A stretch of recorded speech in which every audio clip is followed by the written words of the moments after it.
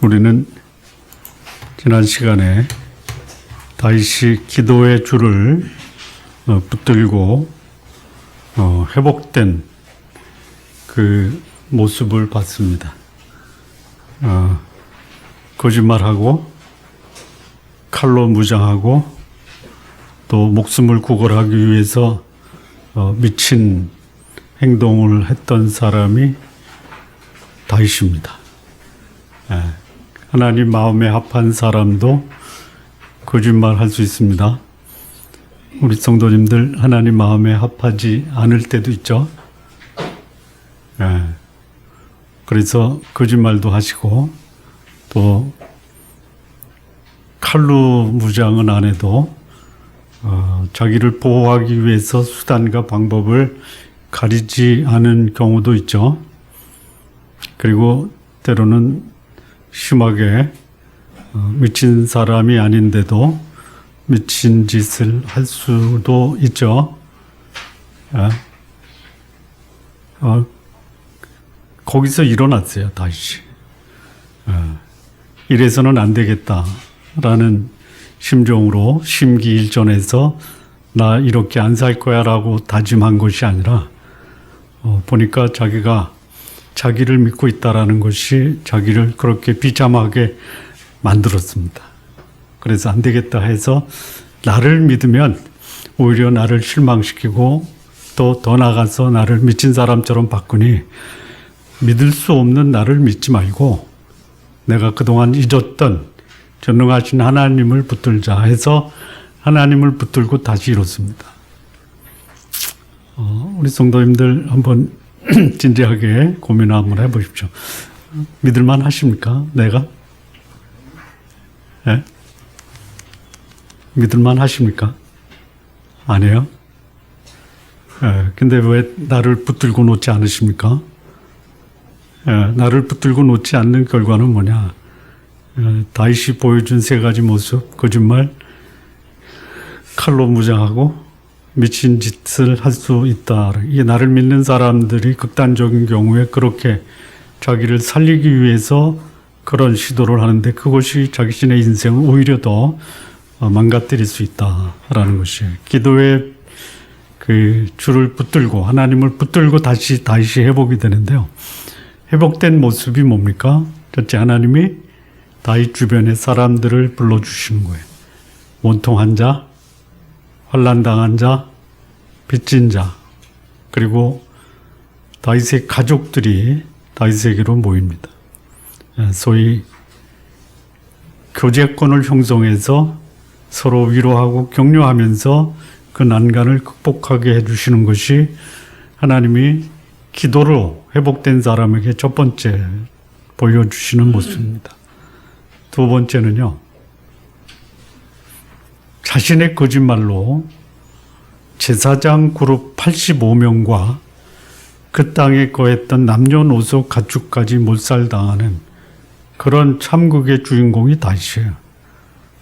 거기서 가까스로 목숨을 구해서 도망친 아비아달이라고 하는 제사장을 다윗이 만납니다.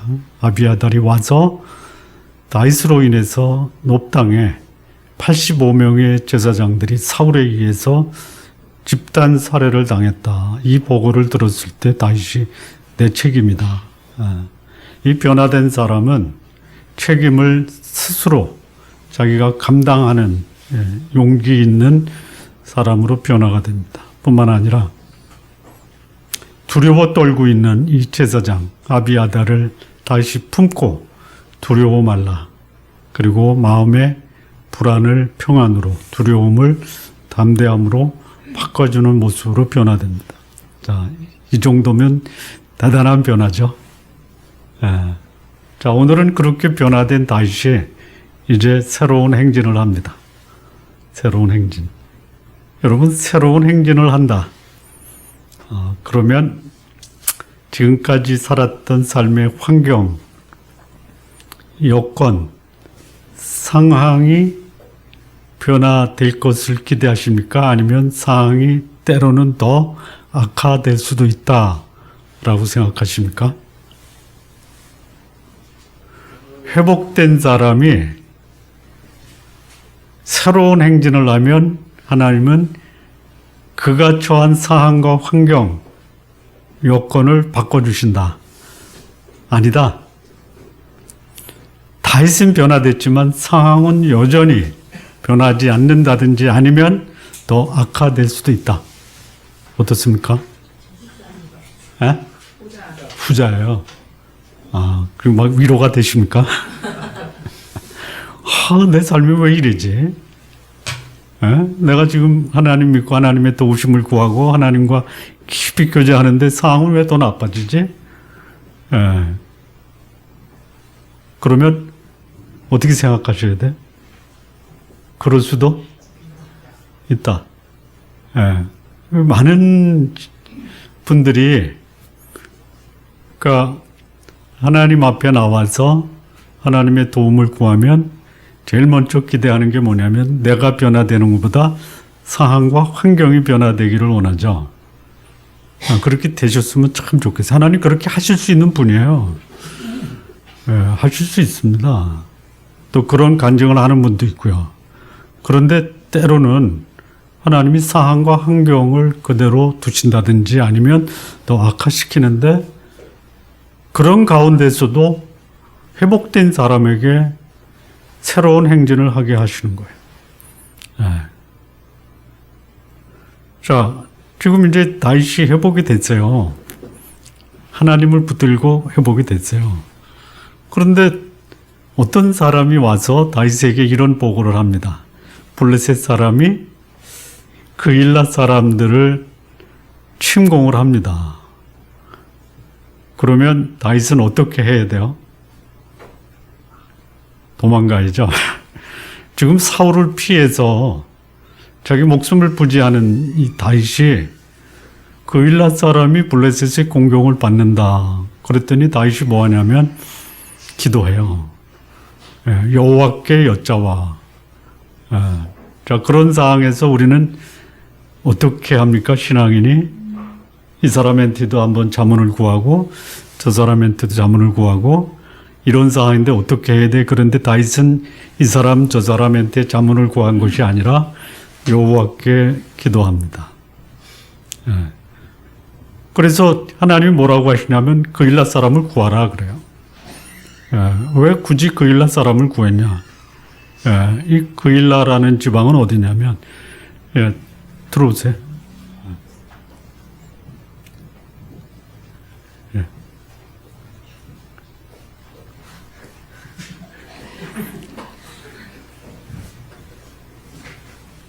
어디까지 했죠? 그일라. 그일라까지 했어요.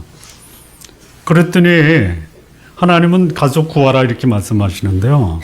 그래서 다윗이 이제 마음을 먹고 그일라로 가려고 하는데 다윗과 함께 했던 사람들이 있지 않습니까? 아니, 주제를 파악하셔야지. 보소서. 우리가 지금 사울을 피해서 도망하고 있는데, 아니, 내 지금 상황이 어떤지도 모르고, 남을 구하러 그일라로 가요? 안 됩니다라고 다윗과 함께 한 사람이 말리죠. 당연한 거 아니에요? 왜 말리겠어요? 왜 말려요? 두 가지 이유예요. 블레셋이 웬만한 나라가 아니잖아요. 자기는 도망자예요. 도망자 입장에서 블레셋의 침공을 받는 그일라 사람을 구한다라는 것이 이게 자신의 주제를 파악하지 못한 거예요. 근데 이때가 언제냐면 타작마당에서 탈취했죠. 그러니까 농사 끝나고 나서 이제 그 추수한 것을 다 뺏어가고 또 뭐를 뺏어가냐면 가축까지 다 뺏어간 거야. 근데 가서 그거를 구출해야 된다라고 하는 게 다윗의 마음이에요. 함께한 사람은 안 된다. 그 다음에 두 번째 왜 그게 무모한 거냐면 지금 이 다윗의 그 신상에 대해서 일일이 감시하고 있는 사람들이 있고요. 그리고 이것을 사울에게 보고하면 사울로부터 많은 보상을 받을 것을 기대하고 사울에게 보고하잖아요. 어떤 사람이 보고해요? 뭐 사울에게 보고한 사람 이름은 나오지도 않아요. 어떤 사람이에요? 어떤 사람. 사울이 다윗을 잡으려고 이제 그러잖아요. 거일라성 문과 문빗장에 갇혔다고 그러잖아요. 꼼짝없이 죽는 거예요. 그러니까 블레셋과 사울의 동시 협경을 받으면 다윗은 그냥 죽는 거예요. 근데 그런 상황에서 다윗이 사람에게 의견 물으면 어떻게 해요? 도망갑시다 이거죠. 근데 하나님께 물으니까 뭐라 그래요? 내려가서 거일라 사람을 구하라. 예. 상황은 그대로 있어요.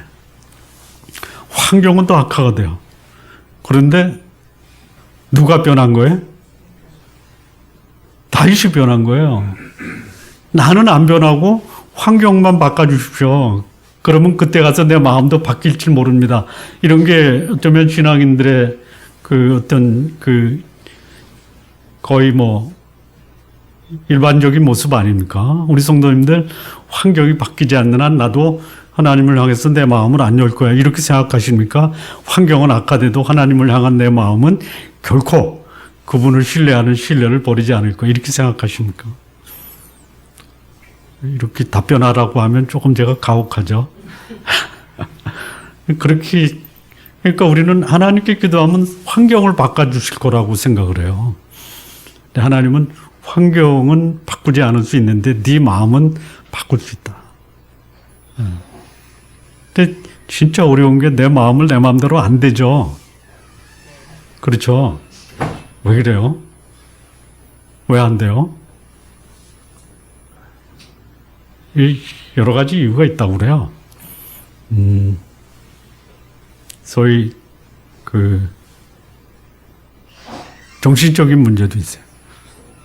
또 뭐가 있냐면요. 그 마음이 그 두렵고 불안하면 약을 먹잖아요.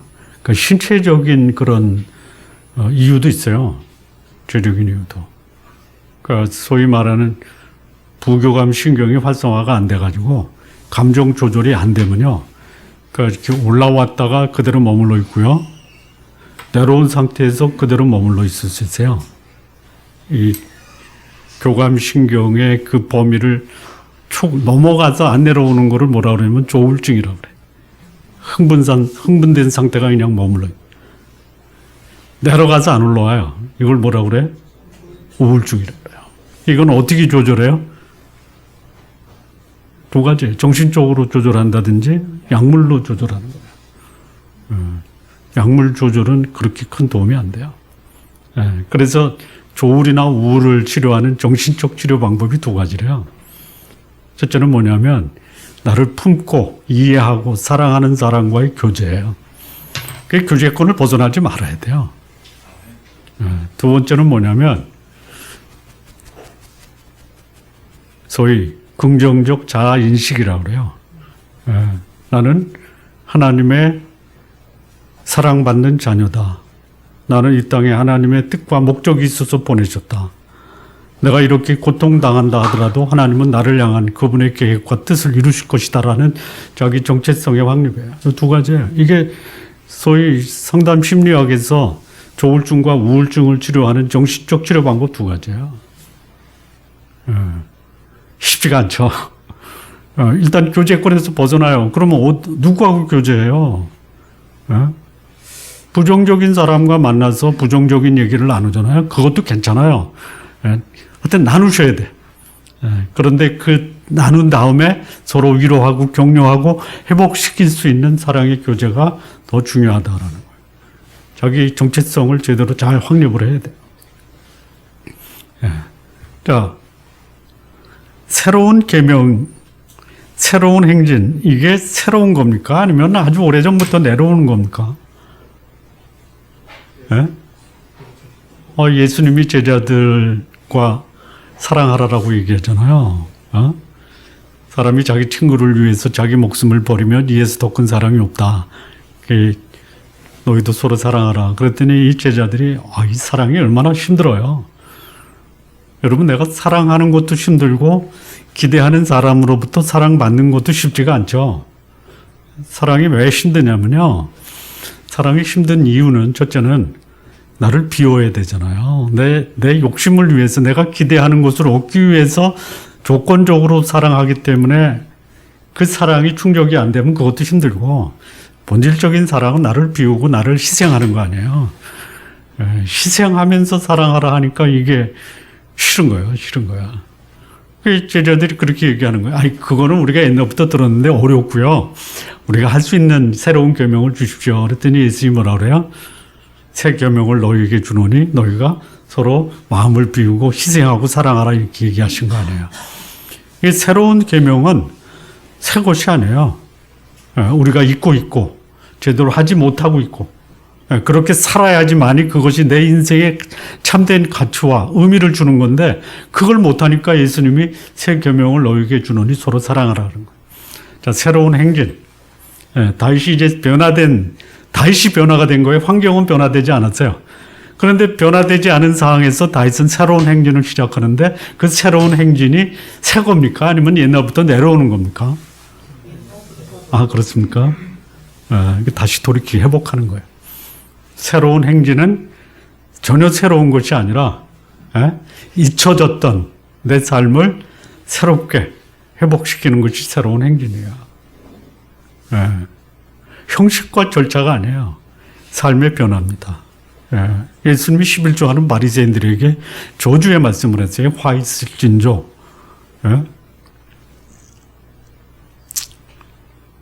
화 있을진저. 뭐라 그랬죠? 너희가 박하와 해양과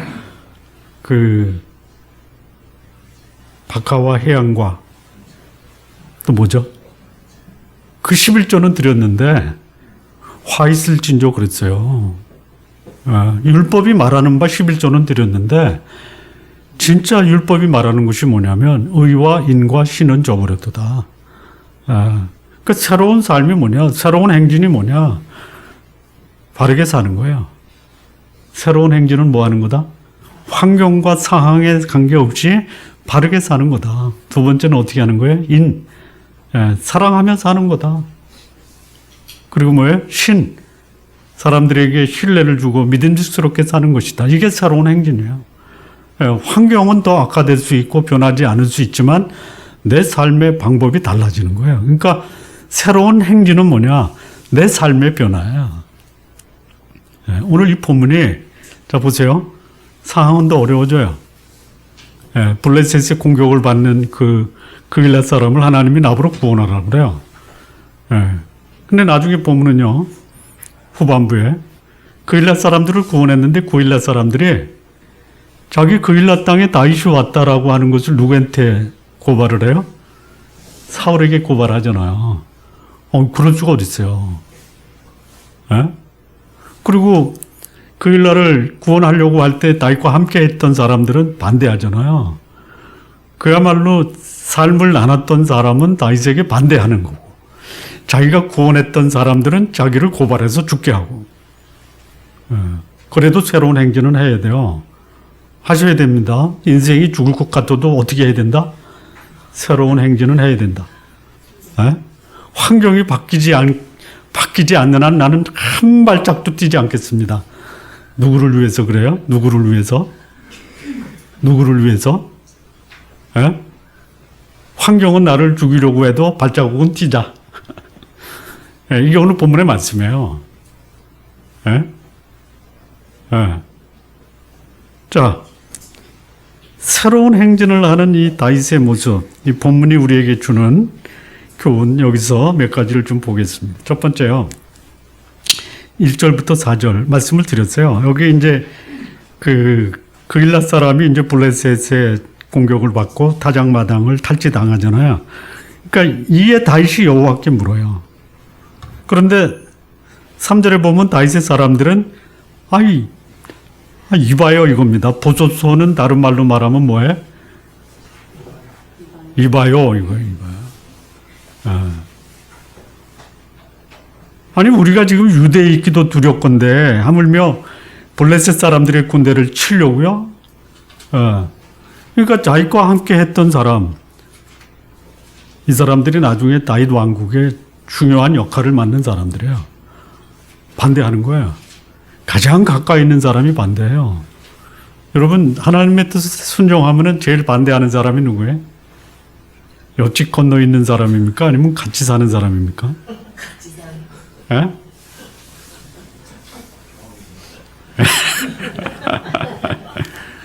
예. 하나님 뜻에 순종하고 하나님의 뜻을 묻고 그 뜻을 받아들이는 그 삶을 반대하는 사람은 나를 사랑하는 사람이 될 수 있어요. 야, 이럴 때 이 다윗이 어떻게 해요? 예? 다시 묻잖아요. 다시 물어요. 그러니까 23장 4절에 하면 다시 여호와께 다시 묻죠. 그 주변 사람 얘기는 들은 거예요. 반대하잖아요. 근데 거기서 물러쓰고 맞아, 네 말이 맞아. 지금 내 줄제도 파악 못하고 어떻게 내가 블레셋을 공격해서 그일라 사람을 구원할 수 있어? 안 되지. 예, 그래서 한 발 물러서서 도망간 게 아니고 다시 여호와 앞에 나와요. 여러분, 주변 사람들이 하나님께서 나에게 주신 말씀을 반대하고 다른 의견을 제시할 때요, 다시 한번 하나님께 여쭤보십시오. 그치? 하나님 뭐라 그래요? 가서 그 일날을 구원하라. 내가 블레셋 사람들을 내 손에 넘기리라. 이게 새로운 행진이에요. 반대가 있어요. 상황은 나빠져도요, 하나님을 의지하고 그 상황을 극복하는 게 새로운 행진을 하는 사람이에요. 예. 우리 성도님들 한번 하십시오. 예? 쉽지가 않죠? 쉽지가 않아요. 왜? 현실이 너무 크거든요. 제가 아주 간단한 팁을 하나 드리면요. 팁. 예. 오랫동안은 하지 마시고요. 한 3, 4일 정도 기도원에 들어가서 기도 한번 해보세요. 예.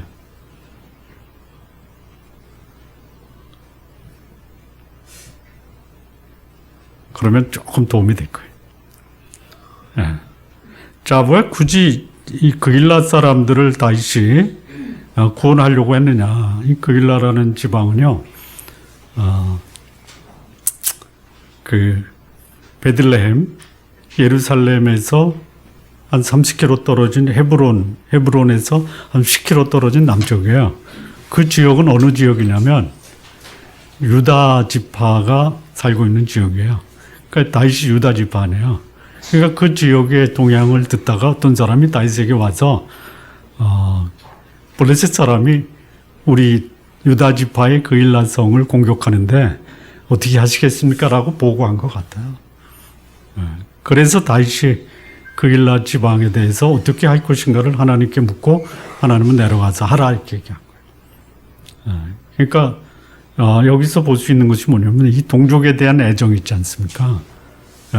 가까이 있는 사람은 반대해도 소위 지도자는 좀 넓게 좀 볼 필요가 있다. 이 새로운 행진을 하는 사람들의 그 모습 중에는 아주 그냥 내 사람만 챙기는 게 아니라 내 사람이 불리하더라도 좀 크게 보자라는 거예요. 크게. 권력을 동원해서 내 사람 당선시키기 위해서 몸부림치는 게 아니라 내 사람은 좀 손해를 봐도 전체가 이루어질 수 있는 길이 뭐냐. 이게 이제 다윗이 했던 새로운 행진의 첫 번째 모습이에요. 자, 두 번째입니다. 두 번째. 두 번째는 이제 9절에서 12절인데요. 이 말씀은 뭐냐면요. 다윗이 그일라 사람을 구원하잖아요. 그래서 탈취된 소위 농작물뿐만이 아니라 빼앗겼던 가축까지도 다윗이 다 뺏어오잖아요. 돌려주는 거야. 그래서 다윗이 그의 일행 600명입니다. 600명이 그일라 성에 들어가요. 근데 그때 그 다윗이 그일라 성에 들어온 것을 어떤 사람이 사울에게 가요. 사울에게 가서 고발을 합니다. 고발. 그 다윗이 하나님께 이렇게 말씀합니다. 이 10절이에요. 10절. 다윗이 이르되 이스라엘 하나님 여호와여, 사울이 나 때문에 이 성읍을 멸하라고 그일라로 내려오기를 깨한다 함을 주의 종이 분명히 들었습니다. 다윗 때문에 그일라까지도 망할 수 있는 상황이에요. 그리고 이제 하나님께 또 여쭤봐요. 그일라 사람이 나를 사울의 손에 넘기겠습니까? 주의 종이 들은 대로 사울이 내려오겠습니까? 이스라엘의 하나님 여호와여 원하건대 주의 종에게 일러 주옵소서 하니 여호와께서 이르시되 그가 내려오리라. 또 다시 그일라 사람들이 나와 내 사람들을 사울의 손에 넘기겠습니까 하니 여호와께서 이르시되 그들이 너를 넘기리라. 아니, 하나님과 더불어 새로운 회복의 삶을 살았으면 하나님이 지켜주셔야죠. 그렇잖아요. 그리고 그일라 사람도 다윗 편에 서야죠. 근데 자기가 구원한 그일라 사람들이 오히려 자기를 고발해서 사울의 추적을 받게 하는데요. 어떻게 추적을 하냐면요.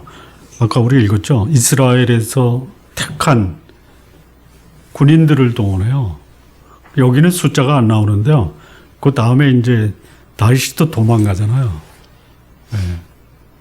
도망갔는데 그때 다윗이 몇 명을 동원해서 이 사울이 다윗을 추적하는데 3,000명 정예 분대를 동원하는 거예요. 이 다윗과 함께 있는 사람은 600명이에요. 오합지졸이에요. 거기다가 그일라 사람은 다윗을 배반하잖아요. 자기가 구출해준, 구원해준 사람들로부터 배반을 당해요. 가까이 있는 사람들의 반대도 있고요. 자기가 목숨을 구해준 사람의 배반도 당할 수 있어요. 이때 하나님을 붙들고 일어난 이 다윗의 새로운 모습이 뭐예요? 여전히 반대할 때도 여호와께 여쭙고 배반 당할 때도 어떻게 해요? 여호와께 묻는 거예요. 새로운 행진을 하는 사람은요, 하나님의 사람이라 하더라도 얼마든지 반대에 직면할 수 있고요, 배반 당할 수도 있어요. 그때 어떻게 해요? 여기 에봇이라고 하죠, 에봇. 제사장 아비아달이 가져온 에봇을 가져오라 그래요, 에봇.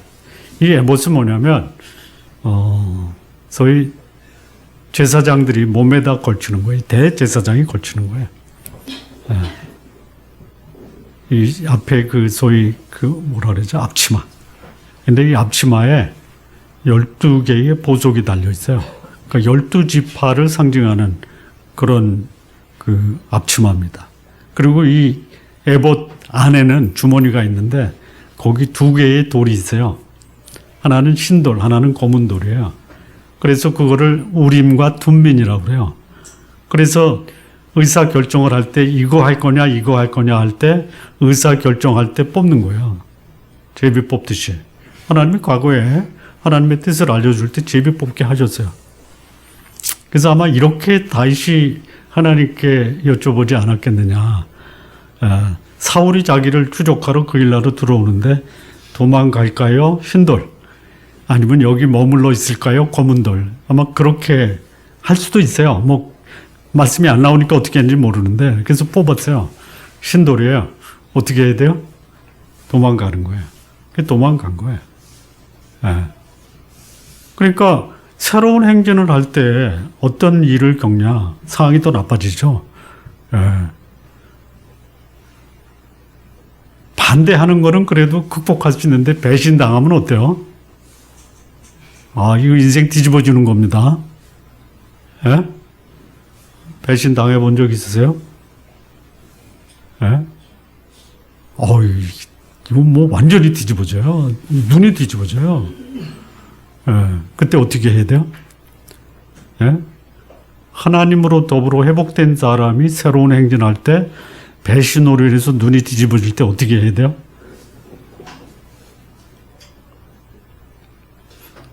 어떻게 해야 돼요? 하나님 이거 어떻게 해야 됩니까? 이걸 내 그 마음대로 하면요, 내 마음 주체할 수 없잖아요. 가장 큰 트라우마가 뭐예요?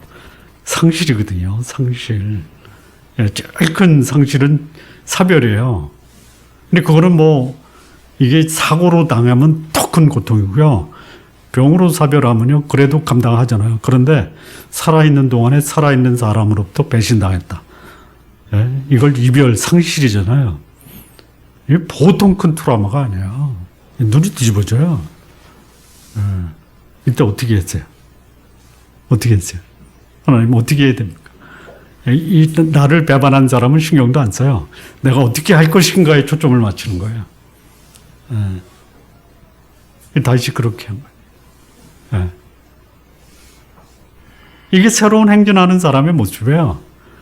상황은 나를 불리하게 하고 사람은 나를 반대하고 배반한다 하더라도 내가 하나님께 교제하며 하나님의 뜻을 묻고 그 뜻에 순종하는 삶을 사는 것이 뭐냐?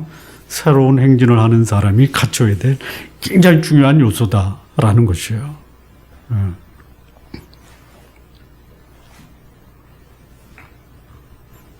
자, 세 번째입니다. 세 번째. 우리가 읽지 않은 그 다음 구절인데요. 14절부터 18절까지입니다.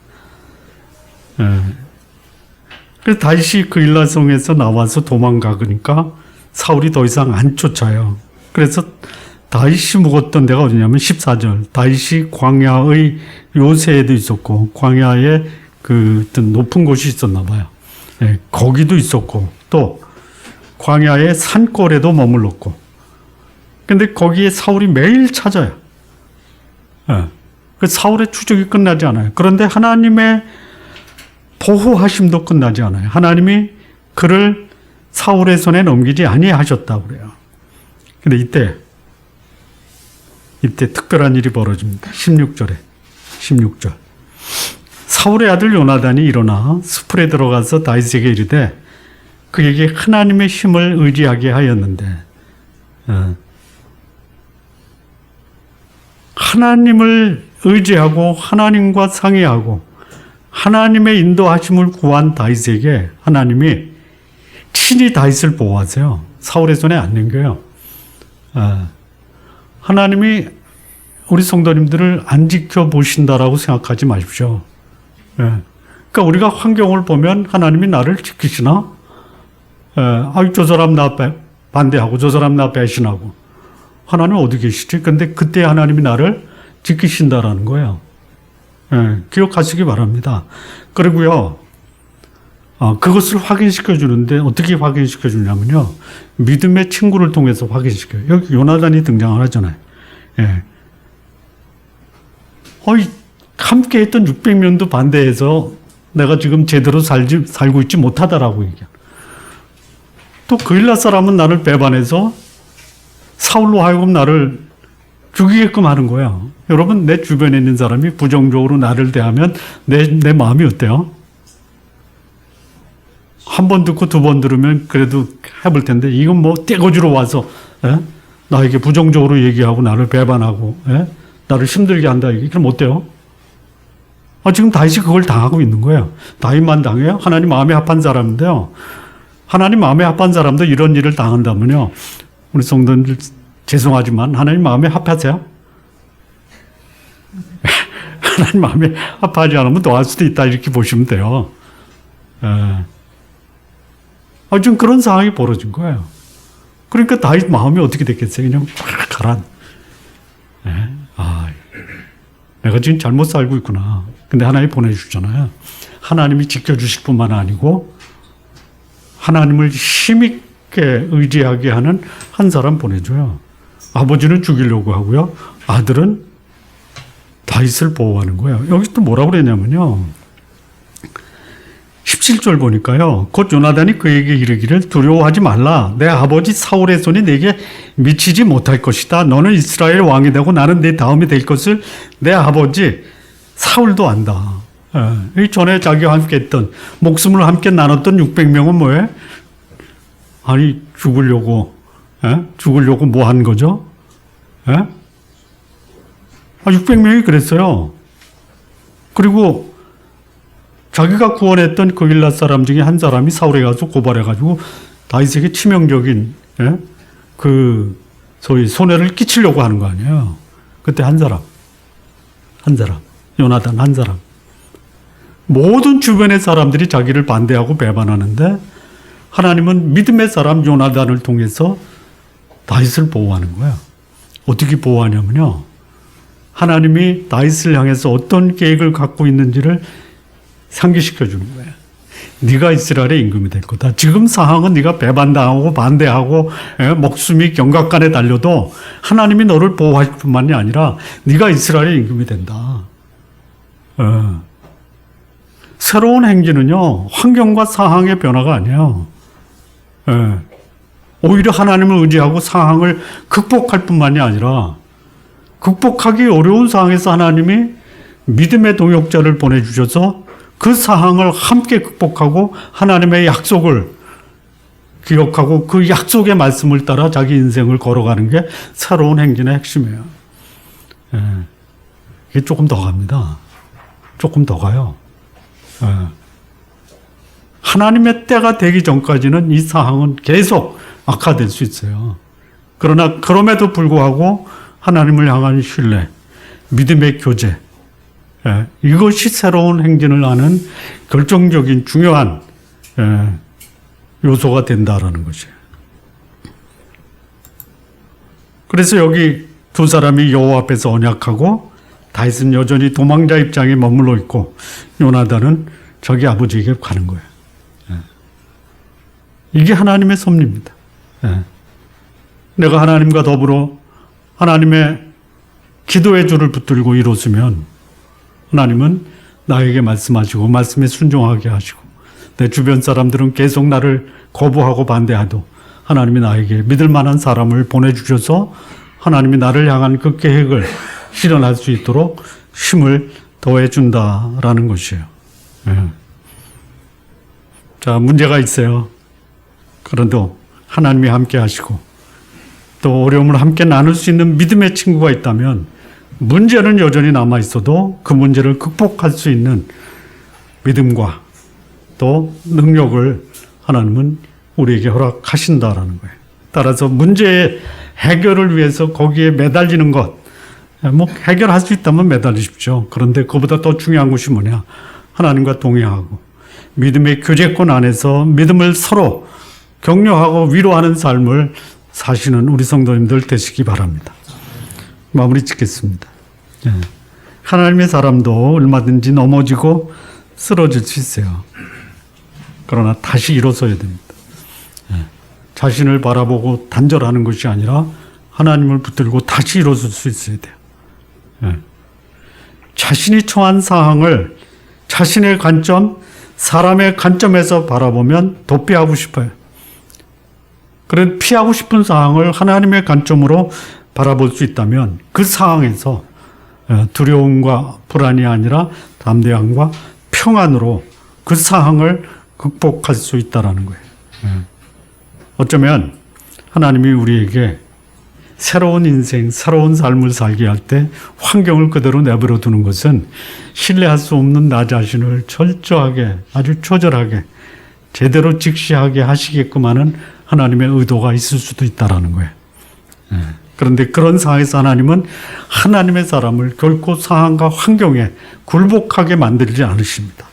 그리고 하나님의 사람을 통해서 위로하시고 격려하시고 그리고 새로운 행진을 지속하게 하시는 분이 하나님이십니다. 우리 좋은나무 교회 성도 여러분, 나에게 주어진 상황이나 환경이 새로운 행진을 하는데 방해가 될 수 있어도 그러나 나 자신의 변화된 모습으로 변화된 나가 새로운 행진을 하는 새로운 행진의 주인공이 된다는 것. 그래서 하나님과 동행하고 하나님의 안목으로 여러분의 삶을 살아가시는 성도님들 되시기를 진심으로 바랍니다. 기도하시겠습니다.